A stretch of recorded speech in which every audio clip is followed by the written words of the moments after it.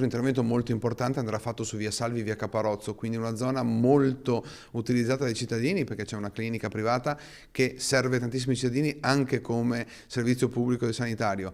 Quella finalmente verrà risanata, darà una risposta di sicurezza ai pedoni ma anche agli autisti. Così Mattia Ierardi, l'assessore competente per quanto riguarda la manutenzione delle strade, risponde ai residenti del quartiere Sant'Andrea. Il manto stradale di via Caparozzo e Salvi è particolarmente degradato e il disagio interessa anche i cittadini che si recano quotidianamente in una clinica medica molto frequentata.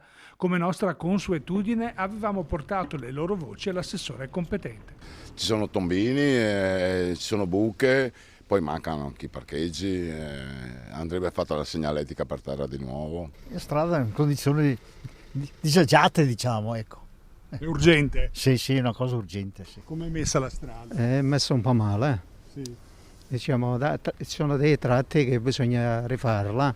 Io sono residente e mi muovo in bicicletta quando posso, comunque sia è veramente una gincana per tutte le buche che comunque si trovano, quindi effettivamente è difficile muoversi in città, ecco, in modo anche più ecologico. Poi guardate come corrono. Bisognerà anche fare qualche controllo una volta che forse si metterà a posto questo groviera che sono le strade di questo quartiere. Il comune bisogna che si dà da fare perché ormai è ora. Il degrado delle strade è una costante segnalata dai cittadini che registriamo in molti dei nostri servizi nei quartieri.